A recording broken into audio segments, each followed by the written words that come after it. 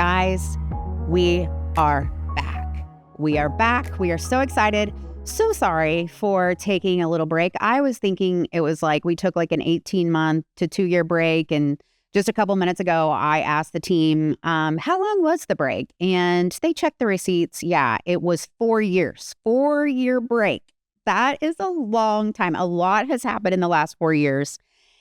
And so a lot to catch you up on. So many stories, so many miracles. We're so excited to jump back in. Everything looks a little different. We got a different vibe going.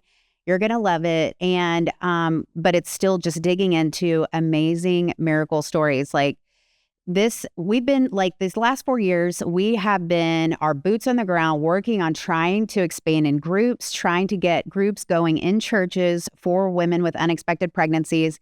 So our team has been working so hard. We've had some pretty awesome breakthroughs. Like we hit 1,000 support groups over the last 4 years, which now we're in 1,200. That was like a huge landmark. But 1,000, like that was a huge thing. When we hit that, we were freaking out. Like, and we know we're just getting started. We distributed over 100,000 love boxes, and these are gifts for women with unexpected pregnancies, mainly distributed through pregnancy centers, but we got them all packaged and shipped out over the last few years. And we've just been working hard here. And then me personally, I've had a ton going on in my personal life. Like, I just feel like there's so many milestones that are happening in my life that is pretty awesome. Like my oldest, my baby that I had an unplanned pregnancy with, my little unplanned baby, he's 26 now. And, you know, he's married. And I think y'all knew that from the last season of the show. But since then, I became a honey. And if you don't know what a honey is, a lot of people are like, I don't know. People that live up north are like, I don't know what, that's a weird word. Well, in Texas, there's quite a bit of honeys, and it means I'm a grandma. But I don't want to be a grandma, I want to be a honey. So I'm super excited. I have a little grandbaby girl who is literally the cutest baby ever. I was just 5 minutes ago showing everyone these videos of her. I'm like, look, she's so cute. Super excited about that. My second kid got married a couple months ago. Amazing. We're so excited to add to the family. My third kid just graduated and is in 1 week is going off to college. And I just was getting emotional this morning about it. She can drive me nuts sometimes, but she's the one that talks to me all the time, and I'm going to miss her. And so now I'm down to one kid at home. And it's pretty crazy to think I got one little boy. He's in 8th grade. So our life looks a lot different now. We've been super busy, but we're excited to jump back in to this podcast. And what else has happened over the last 4 years is Roe v. Wade was overturned. So, you know, before we had the last season of the podcast, we kept saying, if Roe v. Wade was overturned tomorrow, would your church be ready? Well, guess what? Here we are. We're here, and ready or not, like it's happened. Roe v. Wade was overturned. So where are we at? Where are we at with the church? I've noticed that there has been, I feel like, in my own opinion and perspective, there has been a little bit more complacency, I feel like, since Roe v. Wade was overturned in 2022. And I'll talk about that in a few minutes. But what does that look like as far as law and what states are doing? You know, if you don't know, it just means Roe v. Wade being overturned, it just went to the states. And so each state gets to choose whether they want to provide abortions. And so it's about, I don't remember the exact numbers, but it's about half-ish. The states offer abortion, half don't. A lot of states put a lot of structure around it. Either they have no abortions whatsoever, or they have the heartbeat law where it's like after a heartbeat is detected, they can't have an abortion. But one thing that has happened, and really it was COVID is when it really launched, but is the abortion pill. That has really taken over the abortion industry. And even in the states where abortion is illegal, a lot of these moms are getting access to the abortion. So even, you know, after Dobbs and Roe v. Wade, the brick and mortar clinics, they dropped from 807 to 765. So we did lose like the actual abortion clinics that were brick and mortar. They had a 5% decline, and in 14 states, there are no abortion clinics whatsoever. But now it's just really gone to telehealth. Telehealth is kind of where A lot of people are getting the care through having online appointments and then requesting that abortion pill. So in response to Roe v. Wade overturning, we've had states like California, New York, Illinois, and a few others. They've passed abortion shield laws that protect healthcare providers that offer telemedicine or medication abortions to women that live in the restrictive states. So, like, they're protected from, and they can provide those abortion pills in the restrictive states. So, medication abortion is now the majority of abortions, and the direct orders of abortion pills surged by 322%, jumping from an average of 1,407 monthly before Dobbs to nearly 5,931 per month, which is crazy. That is a huge increase in requests for the abortion pill. And the pill, if you don't know, it can be taken up to what FDA is approved up to 10 weeks when you're 10 weeks along in your pregnancy. But some of the medical practitioners are offering it up to 11 and 12 weeks for that. But so even with Roe overturned, the abortion rate has gone up. So, yeah, we have a lot of work to do still, and we can't be complacent. We've got to all work together to make abortion unthinkable. You know, we always say it is important. You know, the legal part of this work is important. But I believe more than anything that making abortion unthinkable is way more powerful. Like, if a woman is like, she finds out she's pregnant and she's like, you know what? Why would I need to have an abortion or feel the need to have an abortion when there are so many resources available? There are so many churches that are offering to help. I have so many people that have offered to walk with me through this pregnancy.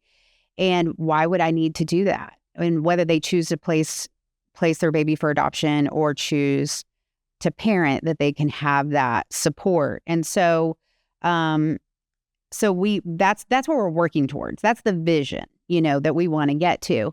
But we have a lot of work to do to get there. And I have a friend that leads an abortion healing ministry, and she's always said that, you know, usually women, after they've had an abortion, like, they'll come to get some healing, like maybe 20 years after the abortion. It's usually like maybe when they're in their 40s, it's like they're starting to recognize, you know what, I really need healing from that decision that I made 20 plus years ago. And so they come in and they go through, you know, abortion healing program.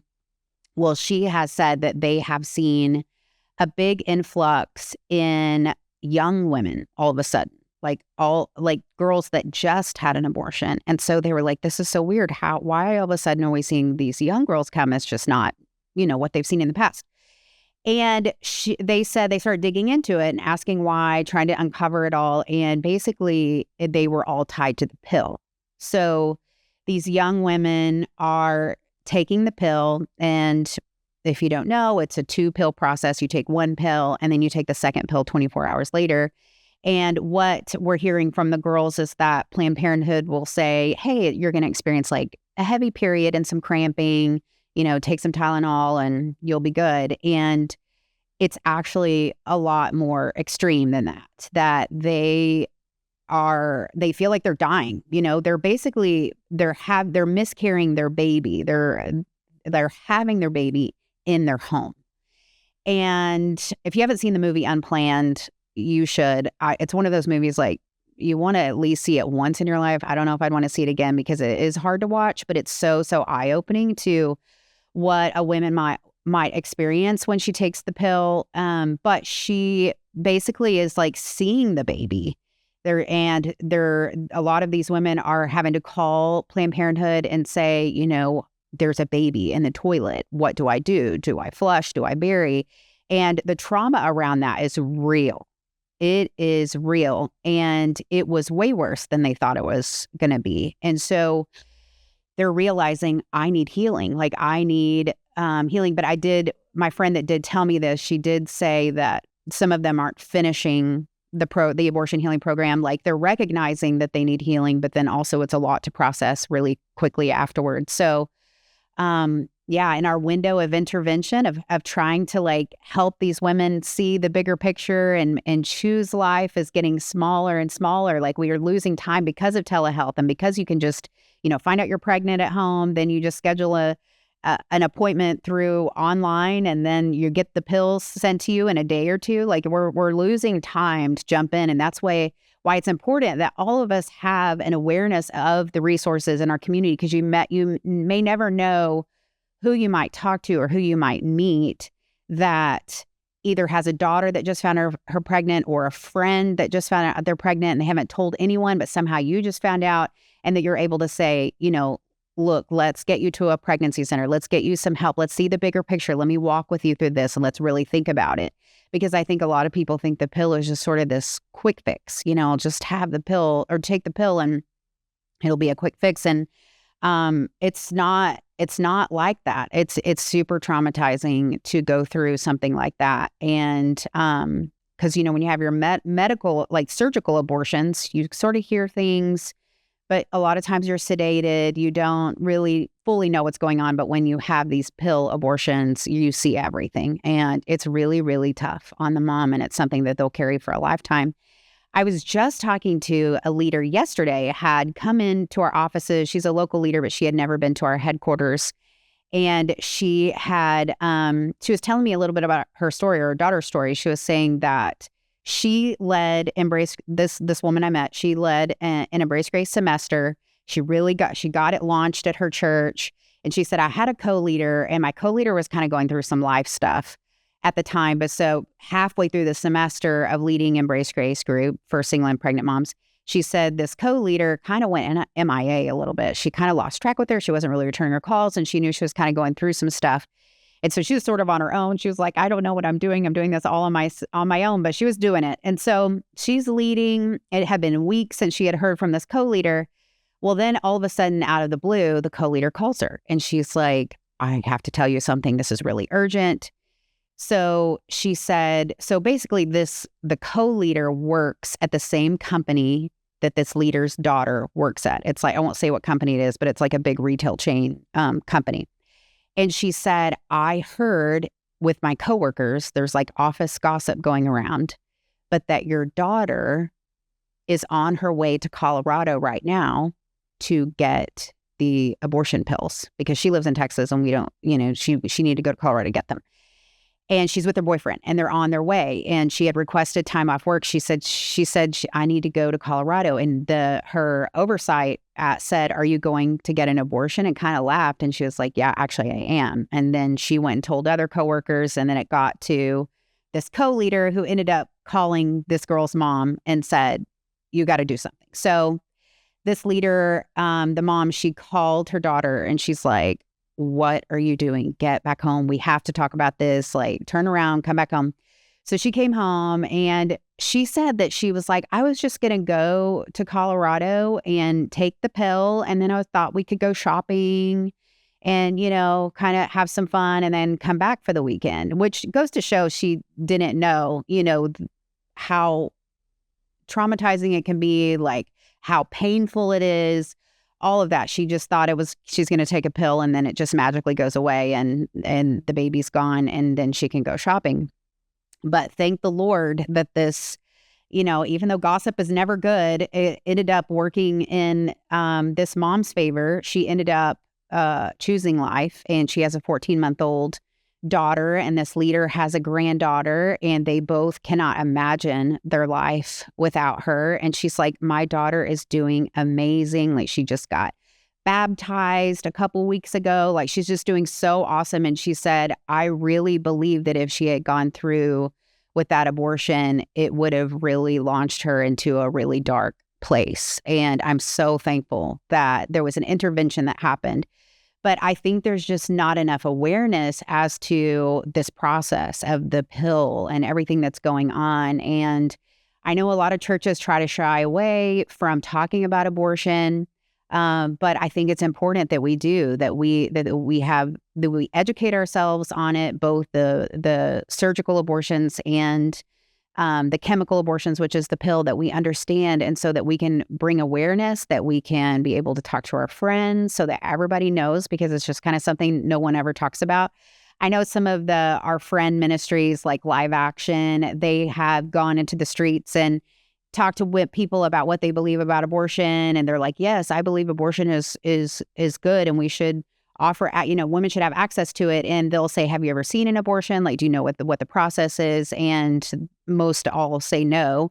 And so they show the video on the iPad. It's just like it's not an actual video, but it's like a cartoon kind of animated video of what an abortion is, a surgical abortion.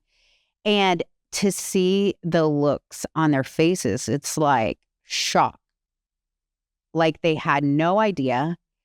And they're like, yeah, I don't agree with that. That is not good. Or they go way back of like, well, maybe early on, they just start rethinking what their perspective is on it. And I think just a lot of people don't know. And so even though it's not fun to talk about, it's a real issue that a lot of our women are struggling with. And even with Roe v. Wade overturning, the fact that it's going up means that we still have a lot of work to do.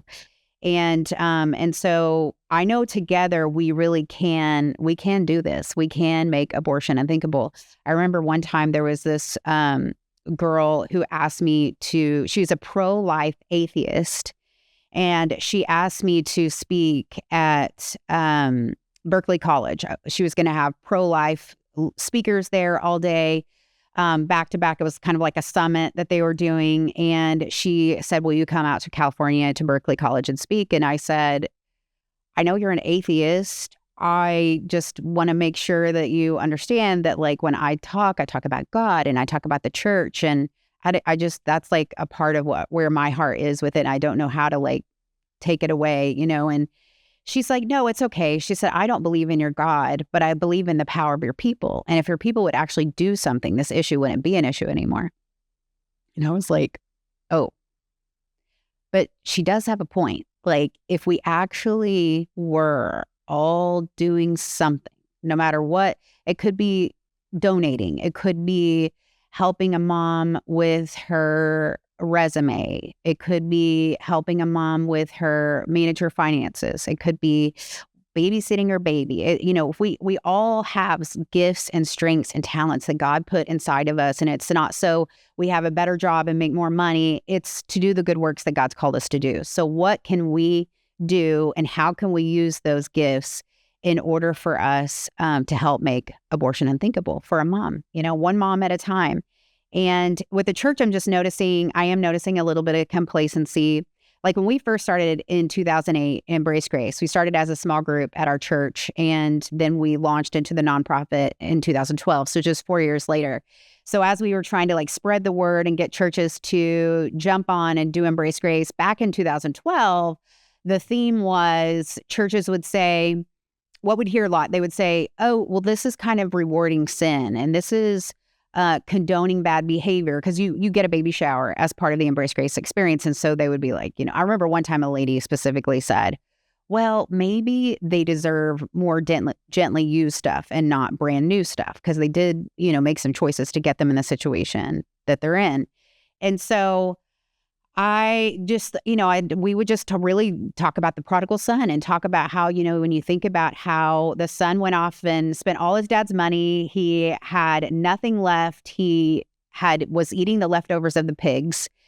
And he thought, you know what, I could go back home and I could eat the leftovers of my dad's servants. That's a little better than what I'm eating right now. And what my favorite part of the story is it says, when he went back home, it says, and while he was a long way off, the father ran to him, and he had his servants put a robe on his back and a ring on his finger. And he said, son, you were lost and now you're found. Welcome home, all this stuff. And he told his servants to kill the fatted calf. Let's throw a party. And he didn't say, let's get the leftovers from yesterday. He said, let's kill the fatted calf. Let's throw a feast.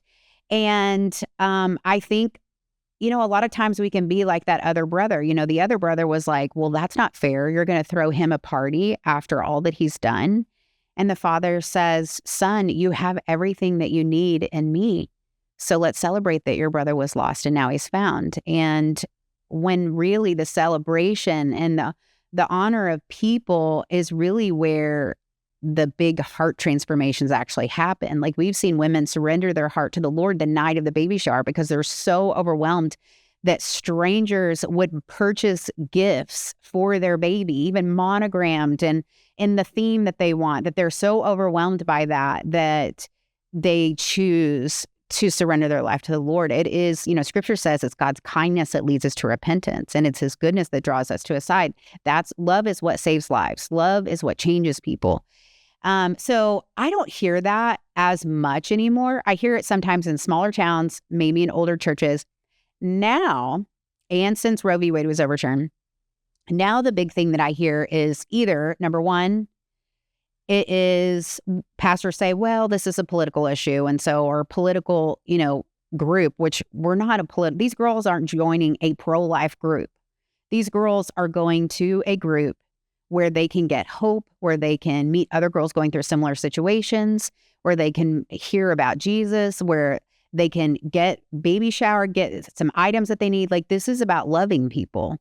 And it's not about politics. And we can't talk about the issue without politics. There is a way to do that. It's not a political issue, it's a people issue. And we can't back away because it is politicized. We have to jump in and talk about it. And then the other thing that I hear churches say is that, well, we don't have pregnant women in our church. I hear that one a lot. And that's just, or unplanned pregnancy, women with unplanned pregnancies. And that's just not true. Like, you do have pregnant women in your church. Statistically, the abortion rate is the same inside the church as it is outside. And it's 1 in 4 women have an abortion. So either she is just going to have an abortion and she's not saying anything because she doesn't feel safe, or she just left and is never coming back because she's worried about how your church might respond, in that situation, or maybe it's her own shame that she's struggling with, and so she doesn't come back. So we do, but even say it is like the teeniest, tiniest church, and there's members, there's 20 to 30 members, and they're all senior citizens, and you actually don't have a girl with an unplanned pregnancy. Well, look at it as this is an outreach. Like, go out and find these moms, partner with your local pregnancy centers, let the pregnancy centers know that you would love for them to refer their clients to your church. And it sounds like you need some young people in your church. You need some little kids at your church and to bring some life. And these moms would love to have some older men and women pouring into their life. They would love that. We have a Slack channel at Embrace Grace, and one of the channels are testimonies, and testimonies just come in all the time. It's pretty awesome. Just steadily flow of stories, and they're like testimonies from leaders, testimonies from the moms or the dads. But there was one that came in last week that I was like, oh my gosh, that is powerful. I wanted to just read it to you. It's not very long. So, when I first found out I was pregnant, everything around me seemed to fall apart. I lost my job. The father disappeared without a word. I was alone, truly alone. I felt lost, depressed, and broken with no one to turn to. One night, things got so dark, I almost took my own life. I remember the police got a tip and came knocking on my door. If they hadn't shown up when they did, I don't think I'd be here today. They told me I wasn't a bad mom, that I was trying my best, and that stuck with me. I was working full-time, pregnant, raising a toddler alone, and trying to keep a roof over our heads. I was sick, in and out of the hospital, crying alone on the bathroom floor, no one to celebrate milestones or see ultrasounds with. People told me to abort my baby. No one stood by me until Embrace Grace stepped into my life. That same day, everything changed. I walked in and someone hugged me for no reason other than to say, "You're not alone." I had never experienced that before. That was the day I began to heal. Embrace Grace and this church didn't just support me, they walked beside me every step. They showed me what real love looks like, what a real village looks like. For the first time, I felt like I had family. I was scared to raise 2 kids alone, scared of being judged. My own family turned their backs on me, not just because I'm a single mom of 2, but because my kids aren't white. But truthfully, they were never really a support system. Just a source of trauma I knew I needed to break away from for the sake of my kids and for myself. I questioned God. I didn't understand how he could allow so much pain. But now I see that he never left me. He sent people right when I needed them, when I didn't know how I'd pay rent, get gas, avoid a repo, or even feed my child. Somehow a way was made. He provided every time.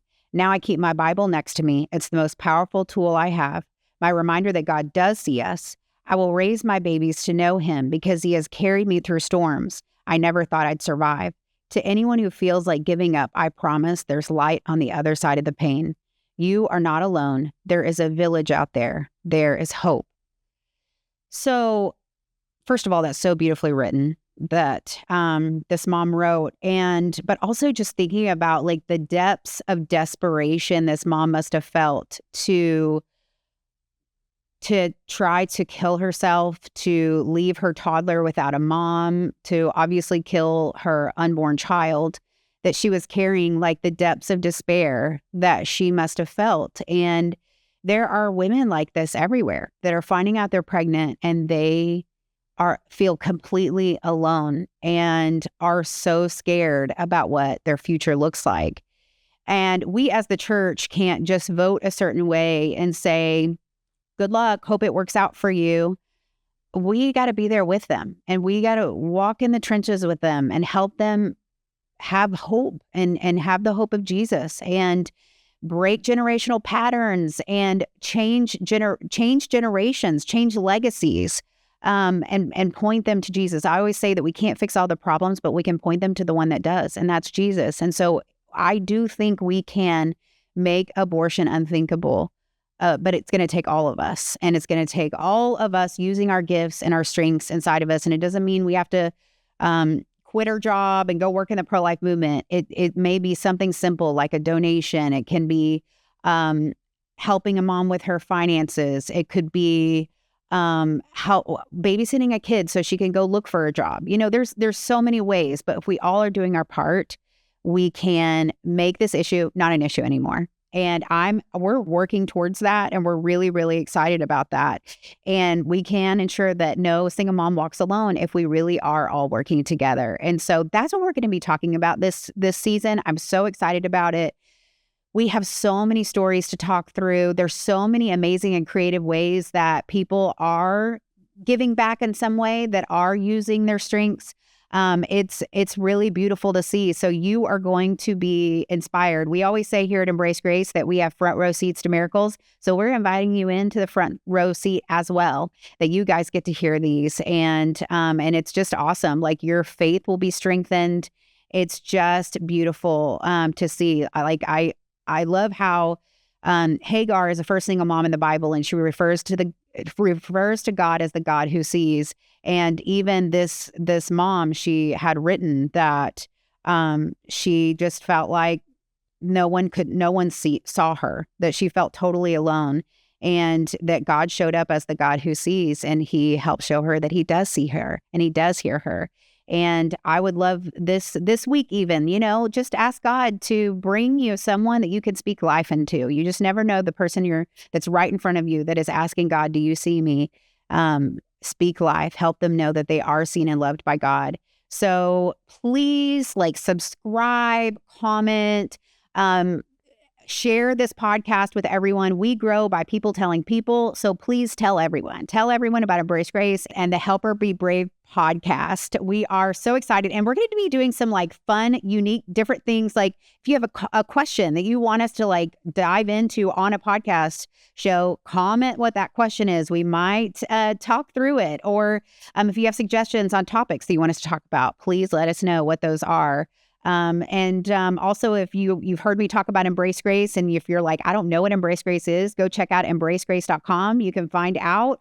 We are a support group system in churches all over the nation, and you can lead a group at your church. It's pretty amazing and powerful. We have digital curriculum, so you just press play and you get to walk alongside these moms in your local area, and we help you every step of the way. Also, you can donate to Embrace Grace as well. So we are super excited about what God's doing, and please subscribe to this show and tell everyone about it. We will see you next week.